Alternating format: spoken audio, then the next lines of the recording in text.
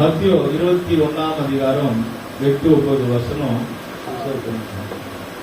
மத்தியோ 21ஆம் அதிகாரம் 8ஆம் வசனம் 9ஆம் வசனம். ஃபார்ம் சண்டேவா இருக்கிறதுனால, குருத்தோலை சண்டே ஆராதனையா இருக்கிறதுனால, இயேசு கிறிஸ்து கல்வாரிக்கு போவதற்கு முன்பாகவே அவர் கடந்து வருகிறார். குருத்தோல் ஆராதனை என்று நாம் பார்க்கிறோம். 21:8-9 வசனம் படிங்க. திரளான ஜனங்கள் தங்கள் வஸ்திரங்களை வழியிலே விரித்தார்கள். வேறு சிலர் மர கிளைகளை தரித்து வழியிலே பரப்பினார்கள். முன் நடப்பாரும் பின் நடப்பாரும் ஆகிய திரளான ஜனங்கள், தாவீதின் குமாரனுக்கு ஓசன்னா, கர்த்தரின் நாமத்தினாலே வருகிறவர் ஸ்தோத்திரிக்கப்பட்டவர், உன்னதத்திலே ஓசன்னா என்று சொல்லி ஆர்ப்பரித்தார்கள். ஆண்டவர் நாம மகிமைப்பட்டார்கள். திரளான ஜனங்கள் வஸ்திரங்களை வழியிலே விரித்தார்கள். வஸ்திரம் என்பது ஒரு பெரிய ஆசீர்வாதம். தேவன் ஆதாம் கொடுத்ததானே ஒரு மகிமை. தங்களுடைய மகிமையை இயேசு வரும்போது அந்த வழியிலே விரித்தார்கள். இயேசு சொல்கிறார், நானே வழி, நானே சத்தியம், ஜீவன். அவருக்கு அடுத்தையில வரும்போது ஜனங்கள் வஸ்திரம் எடுத்து வழியிலே, இயேசு வருகிற வழியிலே போட்டார்கள். கர்த்தருக்கு ஸ்தோத்திரம். அவர்கள் வஸ்திரத்தை விரித்தார்கள் என்று சொல்லப்பட்டுள்ள வேறு சிலர்கள் மர கிளைகளை கூட தரித்து வழியிலே பரப்பினார்கள். முன் நடப்பரும் பின் நடப்பரும் ஆகிய திரளான ஜனங்கள், தாவீதின் குமாரனுக்கு ஓசன்னா என்று சொன்னார்கள் என்று நாம் பார்க்கிறோம். ஆண்டவருடைய நாமம் மகிமைப்படுவதாக. ஓசன்னா என்றால் கர்த்தருடைய நாமத்தினாலே வருகிறவர் ஸ்தோத்திரிக்கப்பட்டவர், உன்னதத்திலே ஓசன்னா என்று சொல்லி ஆர்ப்பரித்தார்கள். கர்த்தருக்கு ஸ்தோத்திரம். இயேசு வரப்பொழுது அவர்கள் ஆர்ப்பரிக்கிறார்கள். அங்கே நாம் பார்க்கும்போது யாரும் ஏறி இல்லாத ஒரு கழுதையை ஆண்டவர் கேட்டார். ஆண்டவருக்காக அந்த வீட்டுக்காரர்கள் கழுதையை கொடுத்தார்கள். அதில் ஏறி வரும்போது எல்லாரும் வஸ்திரங்களை விரித்தார்கள் என்று சொல்லப்பட்டு, வஸ்திரங்கள் சொன்னது தன்னுடைய ஜனங்கள் தன்னுடைய மகிமையை இயேசுக்கு கொடுத்தார். நம்முடைய வாழ்க்கையில கூட பாருங்க, நம்முடைய மகிமை, நம்முடைய கனம் எல்லாம் இயேசுக்கு கொடுக்கணும். யாராவது உங்களை பார்த்து நீங்க அழகா இருக்கிறீங்கன்னு சொன்னீங்கன்னா, ஆண்டவருடைய கிருபை தான். நீங்க நல்லா படிக்கிறீங்க, ஆண்டவருடைய கிருபை தான். உங்களுக்கு பரவாயில்ல, வேலை கிடைச்சிருக்கு, நல்லா சம்பாதிக்கிறீங்க, ஆண்டவருடைய கிருபை தான். எல்லா கன மகிமையை அவருக்கு செலுத்த வேண்டும். கர்த்தருக்கு ஸ்தோத்திரம். அப்படி நாம செலுத்தி வந்தால் தேவன் நம்மளை ஆசீர்வதிப்பார். அது மாத்திரமல்ல, ஓசன்னா ஓசன்னா, உன்னதத்திலே ஓசன்னா ஆர்ப்பரித்தார்கள். இயேசு நமக்காக சிலுவைக்கு போகிறார். இயேசு நமக்காக சிலுவையில் அறியப்படுகிறார். இயேசு நமக்காக ஜீவனை கொடுத்தார். அப்போ எல்லோரும் என்ன செய்கிறார்கள்? தன்னுடைய துக்கங்களை இயேசு சுமக்கும்படியாக எல்லோரும் ஜனங்கள் துக்கங்கள் இயேசு சுமந்தார். ஜனங்கள் சந்தோஷம் அடைந்தார்கள். இல்லையா? ஒரு பாடல் கூட இருக்கு, ஓசன்னா. இயேசு ராஜா முன்னே செல்கிறார். அந்த பாடலை உற்சாகத்தோட கைகளை தட்டி நீங்கள் பாடும்போது, அவரை துதிக்க, அவரை மகிமைப்படுத்தும் போது தெய்வன் நம்மளை ஆசீர்வதிக்கிறவரார். முன் நடுப்பரும் பின் நடுப்பரும் ஓசன்னா என்று சொன்னார்கள். ஆமென். இயேசு ராஜா முன்னே செல்கிறார். ஓசன்னா கீதம் பாடுவோம். இயேசு ராஜா முன்னே செல்கிறார்.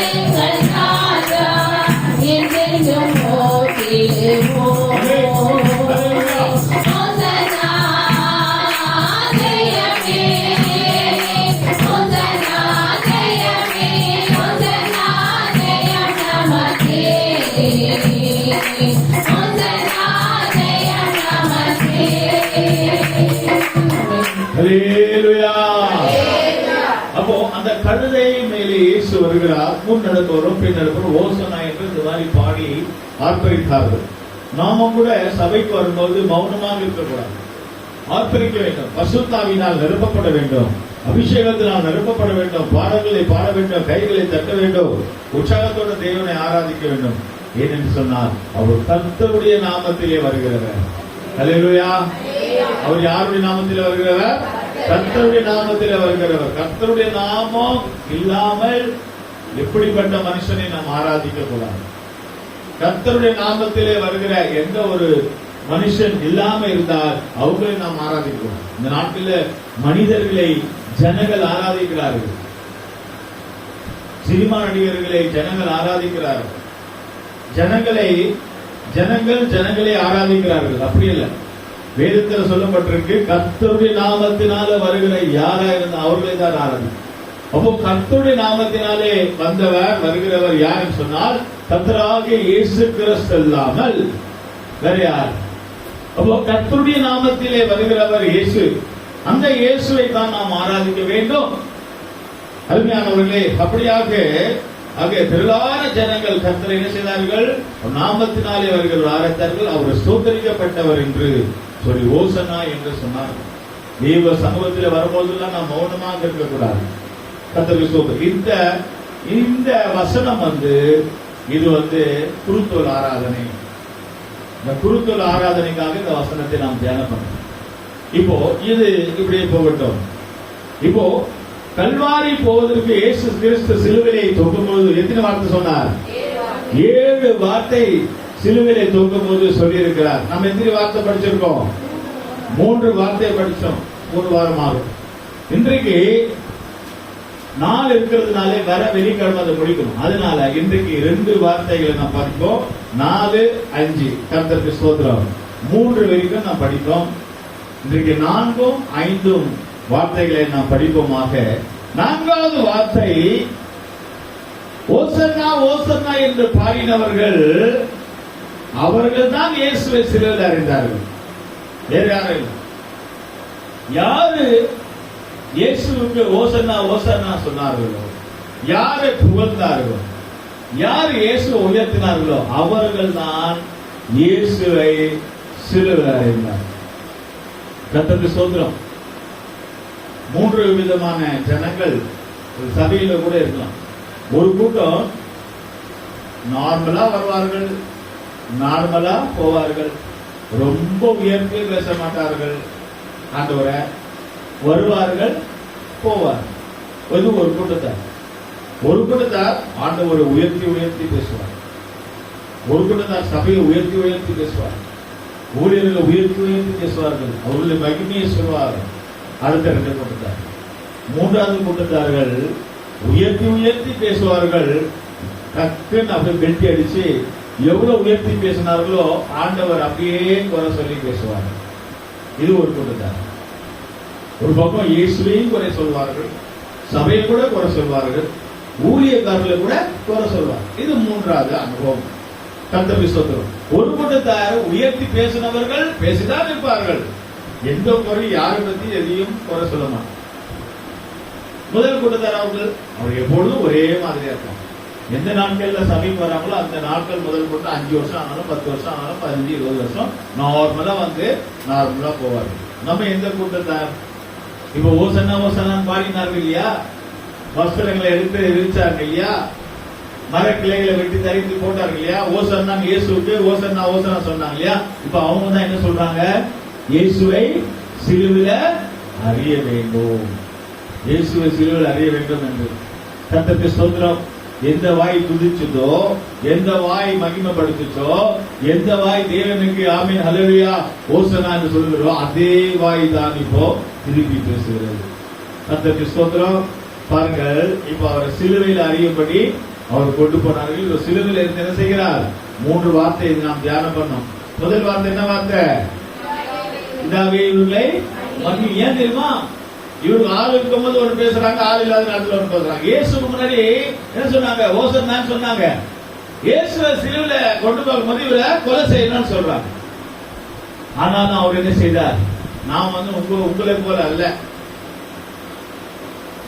இவர்களை மன்னியும் என்று அப்போ மற்றவர்களை மன்னிக்கிறது ஒரு பெரிய கிருபை. இயேசுவால முடியும், இயேசுவை நம்பி வர ஜனங்களால முடியும். இரண்டாவதாக கல்லனை பார்த்து சொன்னார், என்னோட பரதேசிலே இருப்பாய். இரண்டாவது வார்த்தை. மூன்றாவது வார்த்தை, அதோ உன் மகன், மகனை பார்த்து அதோ உன் தாய் நீ சேர்த்துக்கொள் என்று மூன்று காரியங்கள். நான்காவதாக நாம் படிக்கிற இந்த நான்காவது வார்த்தை என்னன்னா, சிலுவையில இருக்கும்பொழுது அவர் சொல்கிறார், மத்திய 27ஆம் அதிகாரம் 46ஆம் வசனத்துல, என் தேவனே என் தேவனே ஏன் என்னை கைவிட்டீர் என்று சொல்கிறார். லாமா சபத்கானி என்று அந்த வசனத்தை படிப்போமாக. 27ஆம் அதிகாரம் 46ஆம் வசனம். 9ஆம் மணி நேரத்தில் இயேசு ஏலி ஏலி லாமா சபத்கானி என்று மிகுந்த சத்தமிட்டு கூப்பிட்டார். அதற்கு என் தேவனே ஏன் என்னை கைவிட்டீர் என்று அர்த்தமாம். கர்த்தருக்கு ஸ்தோத்திரம். இயேசு கிறிஸ்து அவர் ஹேலிம் லாமா சபத்கானி சொல்றார். அதோட அர்த்தம் என்ன? என் தேவனே ஏன் என்னை கைவிட்டீர். அவரு தேவன் இயேசுவை கூட கைவிட்டார். அந்த ஒரு செகண்ட் மீண்டுமாக அவர் சேர்த்து கொண்டார். சில நேரங்களிலே தேவன் நம்மளை கைவிட்ட அனுபவம் போல இருக்கும். ஆண்டவர் என்னை கைவிட்டார், ஆண்டவர் என்னை விட்டுட்டார், என்னை மறந்துட்டார், நம்ம அப்படியெல்லாம் நினைப்போம். அதனாலதான் எனக்கு இந்த கஷ்டம் வந்துச்சு, எங்க குடும்பத்துல இந்த கஷ்டம் வந்துச்சு. காரணம் எங்க குடும்பத்துல இந்த பிரச்சனைகள் வந்த காரணம், எங்க குடும்பத்துல வந்த அனுபவங்கள், இயேசு எங்களை கைவிட்டார். இல்ல அருமையானவர்கள், மனிதர்களை போல தேவன் அல்ல. இயேசு யாரையும் கைவிட மாட்டார். கர்த்தருக்கு ஸ்தோத்திரம். இயேசுவை கூட தேவன் அப்படி அந்த பாதையில நடத்தினார். சில நேரத்தில் நம்மளை சுற்றி ஜனங்கள் தான் ஜனங்களையே நம்பி கொண்டிருப்போம். சொந்தம் பந்தம் அவங்களை இவங்களை நம்பி கொண்டிருப்போம். ஆனா நம்ம தேவனை பிடிச்சு கொள்ள வேண்டும். அதனால சில நேரங்கள்ல அவர் நடத்தப்படுகிற ஒரு அனுபவம். அவர் என்ன செய்தார்? அவர் ஒரு நேரத்தில் ஒரு நிமிஷத்தில் அவர் கைவிட்டார். அவர் மீண்டுமாக அவர் மரித்து மீண்டும் சதா காலங்களிலும் அவர் உயிரோடு இருக்கிறார். என் மீட்பர் உயிரோடு இருக்கிறார் என்று யோபு கூட சொல்கிறார். தீர்க்க தரிசன வார்த்தை, என் மீட்பர் உயிரோடு இருக்கிறார். எத்தனை பேர் விசுவாசிக்கிறீங்க? என் மீட்பர் உயிரோடு இருக்கிறார், என் மீட்பர் உயிரோடு இருக்கிறார். எத்தனை பேர் சத்தமாக ஹல்லேலூயா, ஆமென். என் மீட்பர் உயிரோடு இருக்கிறார். நம்முடைய தேவன் உயிரோடு இருக்கிறது. சில சமயங்களிலே இமை பொழுதிலே உன்னை கைவிடுவார். சில நேரத்தில் ஏசாயா 54ஆம் அதிகாரம் 7ஆம் வசனத்துல பாத்தீங்கன்னா, சில நேரத்தில் கைவிட்ட ஒரு அனுபவத்தை போல இருக்கும். ஆனால் அவர் சேர்த்துக் கொள்வார். ஏசாயா 54:7 படிங்க. இமை பொழுது உன்னை கைவிட்டேன், ஆனாலும் உருக்கமான இரக்கங்களால் உன்னை சேர்த்துக் கொள்வேன். ஆமென். இமை பொழுதுல உன்னை கைவிட்டேன். சில நேரத்தில் நம்மளை கைவிட்ட ஒரு சூழ்நிலைகளா இருக்கும். ஏசப்பா சொல்லுவார், என் தேவனே ஏன் கைவிட்டு. அவர் கைவிடாத தேவன். ஏன் நான் தேவ சிந்தம் செய்யணும், தேவ சிந்தம் முடியும். அவர் மரிச்சால்தான் இருந்தேன், உயிர் தெழுக்க முடியும், நமக்கு ரட்சிப்பு வரும், சபை உண்டாக்கப்பட முடியும். அப்ப அந்த நேரத்தில் நம்மளை கைவிடுவார். சில நேரத்தில் பண விஷயத்துல கைவிட்ட மாதிரி இருக்கும், ஒண்ணுமே பண்ண முடியாது. சில பலவீன நேரத்தில் எவ்வளவு பேர் நம்மளை சுற்றி இருந்தாலும், வியாதிப்பட்டு ஐசி வாடிக்கு போகும்போது எல்லாரும் அனுப்புவாங்களா? குடும்பத்தோடு அனுப்புவாங்களா? நாம் கணவன், நான் மனைவி, என் அப்பா, என் அம்மா, என் பிள்ளை சொன்னா யாரையும் விட மாட்டாங்க. யாருக்கு வியாதி வந்துச்சோ, யாருக்கு பலவீனம் வந்துச்சோ அவங்கள மட்டும்தான் ஐசி வார்டுக்குள்ள அனுப்புவாங்க, ஆபரேஷன் தியேட்டர். அப்போ அவங்க மட்டும்தான். கர்த்தருக்கு ஸ்தோத்திரம். அது கைவிட்ட அனுபவம் இல்லை, கைவிடாத தேவன். அவர் என்ன செய்கிறார்? நம்மள அந்த சில நேரத்தில் கைவிடப்பட்ட நிலவரம், ஒரு கையில ஒரு 50 ரூபாய் கூட இல்லாத ஒரு சூழ்நிலை இருக்கும். 50 ரூபாய் கூட இருக்காது. அப்ப நம்ம நினைச்சிடும், ஆண்டவர் நம்மள கைவிட்டாரா, ஆண்டவர் நம்மளை விட்டுட்டாரா? அப்படிப்பட்டலாம் ஒரு சூழ்நிலைகள் வரும். ஒரு பலவீனம் வரும்போது, ஒரு கஷ்டம் வரும்போது, ஆண்டவர் நம்மளை விட்டுட்டாரா, ஆண்டவர் நம்மளை விட்டுட்டாரா, அந்த மாதிரி ஒரு சூழ்நிலைகள் வரும். இல்ல, கைவிடாத தேவன். சில நேரத்தில் பாருங்க, நல்லா ஜெபிக்கிற ஒரு மனிதனை கொண்டு போய் சிங்க கபில போட்டாங்க. யார? தானியல். நல்லா ஜெபிக்கிறவன். ஆனா எங்க போட்டாங்க? சிங்க கபில போட்டாங்க. அப்ப அவன் நினைச்சிருக்கலாம், என்னை கை நான் யாரும் நம்பி வந்தனோ அவங்க என்ன சிங்க கபில போட்டாங்க. சிங்கம் என்ன சாப்பிட போகுது, அவன் தான் என்னுடைய எல்லாம் முடிய போகுது. அவன் நினைச்சிருக்கலாம், நான் சாவ போறேன். படுத்துல போட்டாங்க, கபில போட்டாங்க, சிங்க கபில போட்டாங்க. ஆனா அவன் என்னை கைவிட்டான். அவன் சொல்றது, அவன் ஆண்டவரை நோக்கி பார்க்கிறான். அவன் அந்த சிங்கத்தை பார்க்கவில்லை. சிங்க பக்கத்துல ஒரு தேவ தூதர் இருக்கார். அந்த தேவ தூதரை பார்க்கிறார். கஷ்ட நேரத்துல நாம யாரை நோக்கி பார்க்கிறோம்? கஷ்ட நேரத்துல இவங்க நமக்கு ஜெபிக்கலையே, இவங்க நமக்கு ஜெபிக்கலையே, இவங்க நமக்கு ஆறுதல் சொல்லலையே, இவங்க அதை செய்யலையே, இவங்க இதை சொல்லலையே நம்ம நினைப்போம். நம்ம சிங்கத்தை ஏன் பார்க்கணும்? நம்ம ஏன் சிங்கத்தை பார்க்க வேண்டும்? சிங்க பக்கத்தில் இருக்கிற அந்த தேவ தூதனை பார்ப்போமாக. ஹல்லேலூயா. நம்ம மற்றவங்க கஷ்ட நேரத்துல அவங்க நமக்கு ஹெல்ப் பண்ணுவாங்க, இவங்க நமக்கு செய்வாங்க, அவங்க நமக்கு செய்வாங்க நினைக்க வேண்டாம். கஷ்ட நேரத்துல அதெல்லாம் நினைக்க வேண்டாம். கர்த்தருக்கு ஸ்தோத்திரம். அருமையானவர்கள், சில நேரத்தில் அப்படி நம்ம நினைத்துக் கொள்வோம், நம்மளே நினைச்சுவோம். ஊழியக்காரர் கூட எங்களுக்கு ஜெபம் பண்ண வரல, கஷ்டம் சொல்ல மாட்டோம், வியாதின்னு சொல்ல மாட்டோம். தானாவே ஒரு வாரம் வரலன்னா நான் வரல, என்னை விசாரிக்கல, அவர் எங்க இருந்தாரோ, ஊழியக்காரர் வீடு எங்க போய் சுத்தி இருக்காரோ, எந்த இடத்துக்கு ஊழியத்துக்கு போனாரோ, நம்ம நல்லதா நினைச்சா அதை நினைக்கும். ஆனா நம்ம நினைப்போம், நான் வரல, என்னை விசாரிக்கல, நான் வரல, என்னை கேட்கல, அப்ப இன்னும் 2 வாரம் வரமாட்டேன். இப்படி எல்லாம் நம்ம எனக்கு போன் பண்ணல, என்னை பார்க்கல, ஒரு எங்கேயே பார்த்துட்டு போறாரு, என்னை பார்க்கல, இத மாதிரி எல்லாம் நம்ம நினைத்துக் கொள்வோம். குடும்பத்துல கூட அப்படி நினைப்போம். எனக்கு அம்மா உதவி செய்யல, எங்க அப்பா உதவி செய்யல, எங்க அவரு கூட இருக்கிறவங்க உதவி செய்யல, என் பிள்ளைங்க என்ன கவனிக்கல, என் உறவினர் சொந்தக்காரங்க என்கிட்ட பேசல, இதெல்லாம் நம்ம நினைப்போம். ஏன் அந்த சிங்கத்தை நாம் பார்க்க வேண்டும்? சிங்க பக்கத்தில் இருக்கிற தேவ தூதனை பார்த்தோமா. ஹல்லேலூயா. நம்முடைய கஷ்டங்களை நாம் பார்க்க வேண்டாம், நம்முடைய பலவீனங்களை நாம் பார்க்க வேண்டாம். நமக்கு யாரும் சப்போர்ட் பண்ணலையும் நம்ம அதை பார்க்க வேண்டாம். நமக்கு சப்போர்ட் பண்ணுகிற ஒரு இயேசு தேவன் இருக்கிறார். அந்த தேவ தூதன் சிங்கத்தின் வாயை கட்டுகிறவர். கர்த்தருக்கு ஸ்தோத்திரம். அருமையானவர்களை, யோசேப்பை பள்ளத்துல தள்ளிவிட்டார்கள். அவன் பலன்களை இம்மை பொழுதிலே அவன் என்ன செய்தான்? ஆண்டவர் கைவிட்டார். பள்ளத்துல நல்லதை செய்ய போனான். நல்லதை செய்ய போகும்போது தான் பிரச்சனையே வரும். நீங்க கெட்டதை செய்யுங்க, பிரச்சனையே வராது, மொத்தமா ஒரே நேரத்தில் வந்து முடிஞ்சிடும். ஆனா நீங்க நல்லதை செய்ய போனீங்கன்னா உங்களுக்கு பிரச்சனை வரும். சின்ன சின்ன பிரச்சனை. சாப்பாடு கொடுக்க போனா யோசேப்பு, அந்த யோசேப்பை பள்ளத்துல தள்ளினார்கள். ஆனால் அந்த யோசேப்பு தான் தேவன் உயர்த்தினார். ஹல்லேலூயா. அருமையானவர்களே, உங்களுக்கு யாராவது பள்ளம் தோண்டுகிறார்களா? உங்களுக்கு யாராவது குறி தோண்டுகிறார்களா? உங்களை பத்தி தப்பா சொல்லுகிறார்களா? உங்களை பத்தி கேவலமா சொல்லுகிறார்களா? உங்களை அசிங்கமா சொல்லுகிறார்களா? அதெல்லாம் நீங்க பார்க்க வேண்டாம். அந்த சிங்கத்தை பார்க்க வேண்டாம், அந்த பள்ளத்தை பார்க்க வேண்டாம், அந்த கெவையை பார்க்க வேண்டாம். ஆண்டவர் ஜீவனுள்ள தேவனை பார்ப்போமாக. ஹல்லேலூயா. அந்த ராஜா சொல்லுகிறார், நீ விடாமல் ஆராதிக்கிற ஒரு தேவன் உன்னை தப்புவிக்க வல்லவரா இருந்தாரா? நம்ம தேவன் ஆராதிச்சுட்டு போயிட்டே இருக்கணும். யாருமே நான் பார்க்க கூடாது. அவங்க வராங்களா, இவங்க வராங்களா, அவங்க பேசுறாங்களா, இவங்க பேசுறாங்களா, அதெல்லாம் நம்ம பார்க்க கூடாது. பசி எடுத்தா நம்ம சாப்பிடணும், நம்ம பைபிள் படிக்கிற ஜெபிக்கணும், நம்ம ஆராதனைக்கு வரணும், ஆண்டவரை பார்க்க வரணும். போயிட்டே இருப்போம்னால் நமக்கு அந்த சிங்கம் பெருசா தெரியாது. கர்த்தருக்கு ஸ்தோத்திரம். அந்த சிங்கம் கர்ஜிக்கிறது. மற்றவங்க நமக்கு விரோதமா பேசுறாங்க, அது பெருசா தெரியாது. யாரோ என்னவோ பேசிட்டு போட்டோமே, யாரோ என்ன செய்யட்டுமே, பள்ளத்துல தான் தள்ளிட்டமே, பள்ளத்தை தான் நமக்கு நோண்டுட்டமே, இருக்கட்டும், அதுவே நமக்கு மேன்மையாய் மாறும். அந்த பள்ளம் தான் யோசேப்பை உயர்த்தினது. அந்த சிங்கக்கபை தான் தானியேல் மினிஸ்டர் பகுதியை அவனை உயர்த்தினது. கர்த்தருக்கு ஸ்தோத்திரம். அந்த சிலுவை தான் இயேசுவை உயர்த்தினது. ஹல்லேலூயா. இயேசு இன்றைக்கு உயர்ந்த காரணம் என்ன? அவர் சிலுவையிலே போனார்.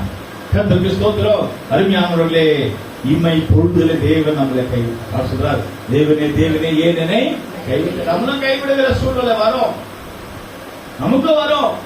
நான் ஊழியத்தில் இருந்த பொழுது, நான் ஒரு இடத்துல நார்த் இந்தியாவில ஊழியம் செய்யும் போது என்ன ஒரு காட்டுல இறக்கி விட்டாங்க. கையில காசு இல்ல, இறக்கி விட்டாங்க. போன் எங்க போறது, பாஷையும் தெரியாது, குளிர், காசு இல்ல, போன் இல்ல, ஒண்ணுமே இல்ல. என்ன நினைச்சேன்னு தெரியல. அவ்வளவுதான், நம்ம முடிஞ்சது, கதை முடிஞ்சது. கர்த்தருக்கு ஸ்தோத்திரம். அருமையானவர்களே, எல்லாராலும் கைவிடப்பட்ட ஒரு சூழ்நிலை வரும். எல்லாரும் நம்மள வெறுப்பாங்க. யாருக்கே நம்மள பிடிக்காத ஒரு நேரம் வரும்போது, யாருக்கு நம்மள பிடிக்காது, எல்லாரும் நம்மள வெறுப்பாங்க, நடு ரோட்ல விட்ட மாதிரி விடுவாங்க. யாரு எப்படி என்ன ஒன்னாலும் செய்யணும். இமை பொழுதுல ஆண்டவர் ஒரு நிமிஷம் தான், அதுக்கப்புறம் தான் உயர்வே வருகிறது. உங்களுக்கு ஒரு கஷ்டம் வருதா, ஒரு உயர்வு. எப்படி பார்க்க முடியும்? நீங்க ஊட்டி கொடைக்கானல் போய் பாருங்க. நீங்க வண்டியில போகும்போது பள்ளத்துல இறங்கி போவோம், வண்டி அப்படியே ஐயோ கீழே இறங்குதே, கீழே இறங்குனேன். கொஞ்ச நேரம் தான் கீழே இறங்கணும், அதுக்கப்புறம் மேல வண்டி ஏறும். மேல ஏறுங்க. எவ்வளவு வண்டி கீழே இறங்குதோ, எவ்வளவு நம்ம கீழே இறங்குறோமோ அவ்வளவு கூடிய சீக்கிரம் உயர்த்தப்படும், மேல வரும். கைகளை தட்டி ஆண்டவர் நாமத்தை மகிமைப்படுத்துவோம். ஹல்லேலூயா. ஒரு வண்டியே கீழே இறங்கி மேல போறதுன்னா இயேசுவும் அப்படிதான். சிலுவையிலே மரண பரியந்தமும் தன்னை தாழ்த்தினார். இப்பொழுது அவர் உயர்த்தப்படுகிறார். எல்லா சபைகளிலும், முழு உலகத்தில், இந்தியாவில் எல்லா இடத்திலும் ஜபங்கள் நடக்கிறது, குருத்தோல் ஆராதனை நடக்கிறது. எல்லாரும் தேவனை ஆராதிக்கிறாங்க. ஈஸ்டர் வரப்போகிறது. ஜனங்களுக்காக ஆண்டவர் சாக போகிறார். பண்டிகையாக கொண்டாடுகிறார்கள். கர்த்தருக்கு ஸ்தோத்திரம். அருமையானவர்களே, சிலர் ஈஸ்டர்ல புது ட்ரெஸ் போடுவாங்க. ஏசப்பா சாவலன்னா, ஏசப்பா சிலுவைக்கு போகலன்னா புது ட்ரெஸ் போடுவீங்களா? சிலுவைக்கு போனதுனால தானே, அப்போ ஒரு கஷ்டம் வந்ததுனால தானே ஒரு உயர்வு வருது, மேன்மை வருது. அப்படியா? வாழ்க்கையில பல்லம் வரும், வாழ்க்கையில கஷ்டம் வரும். என்றைக்கு நமக்கு கஷ்டம் வருதோ, என்றைக்கு பிரச்சனை வருதோ, பிரச்சனை வருகிற நேரத்தில் தான் கர்த்தர் நம்மளை உயர்த்துவார். ஆமென். ஹல்லேலூயா. எனக்கு ஒரு பிரச்சனை வேண்டாம், எனக்கு ஒரு கஷ்டம் வேண்டாம், என்னை யாரும் ஒன்னும் சொல்லக்கூடாது, என்னை கையை நீட்டி ஒன்னும் சொல்லக்கூடாது, என்னை தப்பா சொல்லக்கூடாது, என்னை யாரும் குறை சொல்லக்கூடாது, அது எனக்கு பிடிக்காது. அப்படி சொன்னா உயர்வே வராது. தப்பு சொல்லிட்டோம், குறை சொல்லிட்டோம், கேவலமா சொல்லிட்டோம், இயேசுவை சொல்லலையா? இயேசு தானே சொன்னாங்க கேவலமா? சிலுவையில் அறிஞ்சாங்க இல்லையா? நான் சிலுவையில் அறிய மாட்டேன், நான் என்ன தப்பு பண்ணேன், நான் என்ன பாவம் பண்ணேன், நான் அறிய மாட்டேன், நான் சிலுவைக்கு போக மாட்டேன் அவர் சொல்லியிருந்தா இன்றைக்கு ஈஸ்டர் கொண்டாடுவோமா? துக்கத்தை சந்தோஷமாக மாற்றிக் கொண்டார். அதுபோல நம்முடைய துக்கங்களுக்காக இயேசு சிலுவைக்கு போகிறது மட்டுமல்ல, அருமையானவர்களே, இயேசு எவ்வளவு தாழ்த்தப்பட்டாரோ அவ்வளவு அவர் உயர்த்தப்படுகிறார். எல்லாராலும் கைவிடப்பட்ட ஒரு நேரம் இருக்கும். யாரும் நம்ம வீட்டுக்கு கூட வர மாட்டாங்க, யாரும் நம்ம கிட்ட பேச மாட்டாங்க, பரவாயில்ல, அதுதான் நல்லது. யாரும் நம்ம உதவி செய்ய மாட்டாங்க, அதான் நல்லது. ஆனால் அந்த நேரத்துல தான் இயேசு உயர்த்துவார். அந்த சிங்கத்தின் மத்தியில தான் தானியேல் உயர்த்தப்பட்டான். அந்த பள்ளத்துல தான் அங்கே யோசேப்பை ஆண்டவர் உயர்த்தினார். அந்த சிலுவையில தான் ஆண்டவர் உயர்த்தினார். சிலுவையில தான் இயேசப்பா உயர்த்தப்பட்டார். இன்றைக்கு எத்தனை பேர் சிலுவை வைக்கிறோம், எத்தனை பேர் சிலுவை போடுறோம்? ஏசப்பா சிலுவைக்கு போகலன்னா யாராவது சிலுவையை ஏற்றுக்கொள்ளுமா? முடியாது. கர்த்தருக்கு ஸ்தோத்திரம். அப்படியாக இமை பொழுதிலும் உன்னை கைவிட்டேன். கர்த்தருக்கு ஸ்தோத்திரம். ஆண்டவர் சில நேரங்கள் நம்மளை கைவிடுகிற சூழ்நிலை வரும். ஆனா பயந்துடாதீங்க, உடனே விட்டுற மாட்டார். அவர் தூக்கி எடுத்துருவார் சீக்கிரம். யாராவது பள்ளத்தில் இருக்கிறீங்களா? யாராவது கஷ்டத்தில் இருக்கிறீங்களா? யாராவது பிரச்சனையில் இருக்கிறீங்களா? யாராவது துக்கமா இருக்கிறீங்களா? நீங்க கவலைப்படாதீங்க. கூடிய சீக்கிரம் உங்களை மேல தூக்கி எடுக்க போகிறார், உயர்த்த போகிறார். கைகளை தட்டி ஆண்டவர் நாமத்தை மகிமைப்படுத்துவோம். ஐந்தாவது வார்த்தையை ஏசப்பா சொல்றார், அந்த சிலுவையில இருந்து சொல்லிக் கொண்டிருக்கிறார். யோவான் 19ஆம் அதிகாரம் 28ஆம் வசனத்திலே, இதோ தாகமாக இருக்கிறேன், தாகமாக இருக்கிறேன் என்று ஏசப்பா சொல்கிறார். யோவான் 19ஆம் அதிகாரம் 28ஆம் வசனம் படிப்போமாக. அதன் பின்பு எல்லாம் முடிந்தது என்று இயேசு அறிந்து வேத வாக்கியம் நிறைவேறத்தக்கதாக தாகமாய் இருக்கிறேன் என்றார். ஆண்டவர் நாம மகிமைப்படுவதாக. ஏசப்பா சொல்கிறார், எல்லாம் முடிந்தது சொல்றது பண்ணிதான் தாகமாக இருக்கு. அப்போ தாகமாக இருக்கிறார், சிலுவையிலே தொங்கி கொண்டிருக்கிறார். அவர் தாகமாக இருக்கிறேன் என்று சொல்கிறார். அருமையானவர்களே, என்ன தாகம்? நமக்கு தாகம் இருந்தால் தண்ணீர் குடிப்போம். ஆனால் ஏசப்பாவுக்கு என்ன தாகம்? பிசாசு கையிலிருந்து ஜனங்களை விடுதலையாக போகிறார் சிலுவையிலே. அந்த தாகம் ஆத்துமாக்களை குறித்து அவருக்கு தாகம் இருந்தது. எனக்கு அப்புறமாக இந்த பூமியில சபை உண்டாக போகிறது, அந்த தாகம் இருந்தது. எனக்கு அப்புறமாக வாலிபர்கள் ரட்சிக்கப்பட போகிறார்கள், அந்த தாகம் இருந்தது. நரகத்தில் போகிற ஜனங்கள் பரலோகத்துக்கு வரப்போகிறார்கள், அந்த தாகம் இருந்தது. சங்கீதம் 63ஆம் சங்கீதம் 1ஆம் வசனம் படிப்போமாக. தேவனே, நீர் என்னுடைய தேவன், அதிகாலமே உம்மை தேடுகிறேன். வறண்டதும் விடாய்த்ததும் தண்ணீரற்றதுமான நிலத்திலே என் ஆத்துமா உம்மேல் தாகமாய் இருக்கிறது. என் ஆத்துமா உம்மேலே தாகமாக இருக்கிறது. கர்த்தர் சொல்கிறார் வசனத்தில், என் ஆத்துமா தாகமாக இருக்கு. அங்கே தண்ணீர் இல்ல, வறண்டு போயிருக்கு, வறட்சியா இருக்கு, குடிக்க தண்ணி இல்ல. ஆனா அந்த வறட்சியான இடத்துல கூட எனக்கு ஒரு தாகம் இருக்கிறது. ஆத்துமா தாகம், என் ஆத்துமா தாகத்திலே வாடுகிறது. ஆண்டவருடைய தாகம் என்ன தெரியுமா? முழு உலகத்தை ரட்சிக்க போகிறார். அவர் சிலுவையில் இருக்கும் பொழுது ஏதோ கொஞ்சம் தண்ணி குடிச்சிட்டு அவர் தாகத்தில்ல. ஒரு கசப்பான காரியம், அதுக்கு நிறைய அர்த்தங்கள், நிறைய காரியங்கள்லாம் இருக்கு. அதெல்லாம் நான் இப்ப சொல்ல நேரம் இல்லை. அந்த தாகத்தை மாத்திரம் சொல்லுவேன். நமக்கு என்ன தாகம் இருக்கிறது? மானானது நீரோடு வாஞ்சித்து கதறுகிறது போல என் ஆத்துமாவை வாஞ்சித்து கதறுகிறது. நம் ஆத்துமா யாரை வாஞ்சிக்கிறது? நம் ஆத்துமா யார் மேல தாகமாக இருக்கிறது? நாம் எது தாகத்தோடு இருக்கிறோம்? சபைக்கு வரும்போது தாகத்தோட வருகிறோமா? சபைக்கு வருகிற போது தாகத்தோட வருமா? சிலர் பாருங்க, வருஷங்கள்ல என்னைக்கு வந்தாலும் அன்னிலிருந்து வந்துட்டே இருப்பாங்க. சிலர் அப்படி இல்லை. ஒரு கஷ்டம் வரும்போதுதான் சபைக்கு வருவாங்க. ஒரு பிரச்சனை வரும்போதுதான் சபைக்கு வருவாங்க. ஏதாவது ஒரு பிரச்சனை ஆயிடுச்சுன்னு வச்சுங்க, அப்பதான் பயந்துட்டு சபைக்கு வருவாங்க. அதெல்லாம் தாகம். ஆத்துமா மேல தாகம். ஆராதனைக்கு போகணும். ஐயோ பாட்டு ஸ்டார்ட் ஆயிடுமே, சாட்சி போயிடுமே, மெசேஜ் போயிடுமே, வசனம் போயிடுமே. ஒரு தாகத்தோட வர வேண்டும் பிரியமானவர்களே. ஆராதனைக்கு தாகத்தோட வரமா? இயேசு சிலுவையிலே இருந்து நான் தாகமாக இருக்கிறேன்னு சொல்கிறார். இங்க பார்க்கும்போது ஆத்துமா தாகம். எத்தனை பேருக்கு சபையை குறித்து தாகம் இருக்கிறது? எத்தனை பேர் தன்னுடைய பிள்ளைகள் ஆவிக்குரிய பிள்ளைகளாய் மாற வேண்டும் என்ற தாகம் இருக்கிறது? எத்தனை பேர் என் பிள்ளைகள் ஊழியம் செய்ய வேண்டும் என்ற தாகம் இருக்கிறது? எத்தனை பேர் நான் ஆண்டவருக்கு ஊழியம் செய்ய வேண்டும் என்ற தாகம் இருக்கிறது? அவர் சிலுவையில் இருந்து நோக்கி பார்த்து சொல்லுகிறார், உனக்காக நான் மரித்தேன், எனக்காக நீ என்ன செய்ய போகிறாய்? நீ எனக்காக என்ன செய்ய போகிறாய்? அருமையான மகனே, என் மகளே, சகோதரனே, சகோதரியே, நீ எனக்காக என்ன செய்ய போகிறாய்? நான் உனக்காக சிலுவையிலே மரித்தேன். நான் உனக்காக சிலுவையிலே மரித்தேன். நான் தாகமாக இருக்கிறேன். நான் தாகமாக இருக்கிறேன் என்று ஆண்டவர் சொல்கிறார். அவர் தண்ணீரை பார்த்து சொல்கிறாரா? இல்ல, அந்த கானானியருடைய ஸ்திரியை பார்த்து அவர் என்ன சொல்கிறார்? நீ நான் கொடுக்கிற இந்த தண்ணீர் உங்களுக்கு ஜீவ ஊற்று உண்டாகும். மக்கள் அடுத்த முறை உங்களுக்கு தாகமே எடுக்காது. ஆனா நம்ம எவ்வளவு தண்ணி குடிக்கிறோம், தாகம் எடுத்துதானே இருக்கு. அந்த கானான் ஸ்திரியை பார்த்து சொல்றோம், நான் கொடுக்கிற இந்த தண்ணீர், ஜீவ தண்ணீர் உங்களுக்கு அடுத்த முறை தாகம் எடுக்காது. ஏன்னா அது ஜீவ தண்ணீர். பரிசுத்த ஆவியை குறித்து எத்தனை பேர் தாகமா இருக்கிறீங்க? ஞானஸ்நானம் எடுக்கிற தாகமா இருக்கிறீங்களா? அபிஷேகம் பெறும்படியாக தாகமாக இருக்கிறீங்களா? கர்த்தருடைய ஆத்துமாக்களுக்காக, அழிந்து போற ஆத்துமாக்களுக்காக ஜெபிக்க தாகமாக இருக்கிறீங்களா? ஆண்டவருடைய ஆராதனைக்கு வர தாகமா இருக்கிறீங்களா? ஐயோ, இந்த உலகம் அழிந்து போய் கொண்டிருக்கிறது. பல இடத்துல பிரச்சனை, பல இடத்துல போராட்டங்கள் அழிந்து போய் கொண்டிருக்கிறது. சபைகளிலே, ஊழியர்கள் மத்தியிலே, ஜனங்கள் மத்தியிலே, கிறிஸ்தவர்கள் மத்தியிலே பல பிரச்சனைகள் எழுப்பிக் கொண்டிருக்கிறது. பல பூகம்பம் எழுப்பிக் கொண்டிருக்கிறது. அதற்காக ஜெபிக்க வேண்டும் என்று தாகமாக இருக்கிறோமா? ஆண்டவர் சிலுவையில் தாகமாக இருக்கிறேன் சொல்லுகிறார். அதை நாம் பார்த்து ஏதோ ஒரு தண்ணியை பார்த்து சொல்லுகிறார் அல்ல. தண்ணி கொடுத்து தாகத்தை அடைக்க முடியாது. அவருடைய தாகம் பரலோகத்தை திறக்க வேண்டும். அவருடைய தாகம் எருசலேம் சீயோனாக மாற்ற வேண்டும்.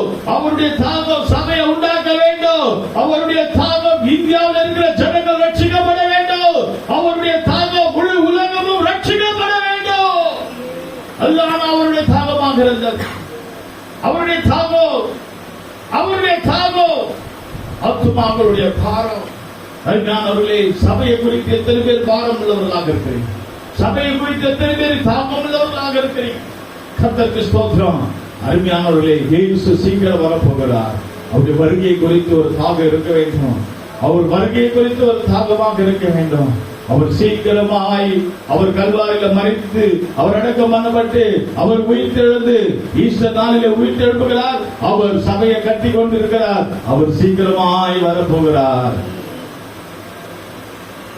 ஆத்துமாக்களை தாக்கமுள்ள சபையை சேர்க்கும்படியாய், பாவம் இல்லாமல் பரிசுத்தமுள்ள சபையை சேர்க்கும்படியாய் இயேசு சீக்கிரம் வரப்போகிறார். மனவாட்டி சபையை சேர்க்கும்படியாய் இயேசு சீக்கிரம் வரப்போகிறார். கண்களை மூடுவோமாக. நம்முடைய தாகம் என்னவாக இருக்கிறது? அருமையானவர்களே, உங்களுடைய தாகம் என்ன? பரிசுத்த ஆவி அபிஷேகத்தில் நிறுத்தப்படுகிற தாகம் இருக்கா? அபிஷேகத்தை பெற்றுக் கொள்ளும்படியாக தாகம் இருக்கா? அவர் தாகம், அவருடைய தாகம் எப்படிப்பட்ட தாகமாக இருக்கிறது பாருங்க. அந்த கழுதையில ஏறி வருகிறார். ஏன் தெரியுமா? எல்லா ஜனங்களும் வஸ்திரங்களை விற்கிறார்கள், ஓசனா என்று சொல்லுகிறார்கள். அது மாத்திரமல்ல, அவர் சிலுவைக்கு சீக்கிரமாக போகிறார். அவர் தேவ சித்தத்தை அவர் நடத்த போகிறார். கண்களை மூடி ஆண்டோட சமூகத்தில் ஒப்படைப்போமாக. தெய்வ மகிமையை நாம் பெற்றுக்கொள்வோமாக. இயேசு சிலுவையிலே நமக்காக தொங்கிக் கொண்டிருக்கிறார். இயேசு சிலுவையிலே நமக்காக அறியப்பட்டார். இதோ சிலுவையிலிருந்து தரமாக இருக்கிறேன் என்று 5வது வார்த்தையை அவர் சொல்லுகிறார். அருமையானவர்களே, சிலுவையிலிருந்து வார்த்தை புறப்படுகிறது. சிலுவையிலிருந்து கர்த்தருடைய வல்லமை புறப்படுகிறது. சிலுவையிலிருந்து தேவ வல்லமை புறப்படுகிறது. இயேசுவின் ரத்தம் ஒழுகும் போது பிசாசுக்கு தாங்க முடியவில்லை. ஐயோ, இதோ சிலுவையில் அறியப்படுகிறாரே, இயேசு உயிர் விட்டால் நம்மளால வாழ முடியாது என்று பிசாசு பயப்படுகிறான். அந்த சிலுவையில் அறியப்பட்ட இயேசுவை நோக்கிதான் இயேசுவின் நாமத்தினால பிசாசு போ என்று சொல்லுகிறோம். இயேசுவின் நாமத்தினால மந்திர கட்டுகள் அவிழ்க்கப்படுவதாக, இயேசுவின் நாமத்தினால பிசாசு துரத்தப்படுவதாக சொல்கிறோம். அந்த நாமத்தை தான் எல்லாரும் துதித்தார்கள். ஓசன்னா என்றுதான் அந்த பாடலை பாடி அவரை துதிக்கும் போது பாருங்க, பூமியில் இருக்கிற அத்தனை அசுத்த ஆவிகளை விட்டு ஓடி போகும். சபையில தேவ மகிமை இறங்கும். ஆண்டவரை துதிப்போமாக. நமக்காக சிலுவையில் அறியப்பட்ட ஆண்டவர், நமக்காக சிலுவையில் அறியப்பட்ட ஆண்டவர், அவரை நோக்கி ஆண்டவர் ஆர்ப்பரித்து நல்ல சத்தமாக பாடி துதிக்கும் போது தெய்வ வல்லமை நம்ம மத்தியில் இறங்கி வரும். ஹல்லேலூயா. துன்பங்கள் சூழ்ந்து வந்தாலும், தொல்லை கஷ்டங்கள் தேடி வந்தாலும், துன்பங்கள் சூழ்ந்து வந்தாலும், தொல்லை கஷ்டங்கள் தேடி வந்தாலும், பயமும் இல்லை, கலக்கமில்லை, பயமும் இல்லை, கலக்கமில்லை, கலக்கம் உடனே. ஓசன்னா ஜெயமே, ஓசன்னா ஜெயமே, ஓசன்னா ஜெயம் நமக்கே, ஓசன்னா ஜெயம் நமக்கே. யோர்தானின் வெள்ளம் வந்தாலும், எரிகோ கோட்டை எதிர்த்தாலும், யோர்தானின் வெள்ளம் வந்தாலும், எரிகோ கோட்டை எதிர்த்தாலும், பயமும் இல்லை, கலக்கமில்லை, பயமும் இல்லை, கலக்கமில்லை, மீட்பர் நம்முடனே. ஓசன்னா ஜெயமே, ஓசன்னா ஜெயமே, ஓசன்னா ஜெயம் நமக்கே, ஓசன்னா ஜெயம்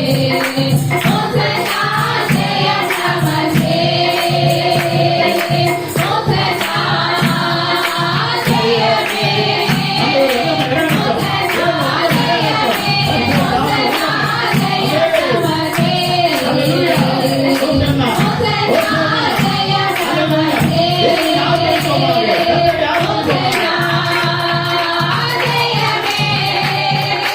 ஓசன்னா ஜெயமே, ஓசன்னா ஜெயம் நமக்கே, ஓசன்னா ஜெயம் நமக்கே, ஓசன்னா ஜெயமே, ஓசன்னா ஜெயமே, ஓசன்னா ஜெயம் நமக்கே, ஓசன்னா ஜெயம் நமக்கே.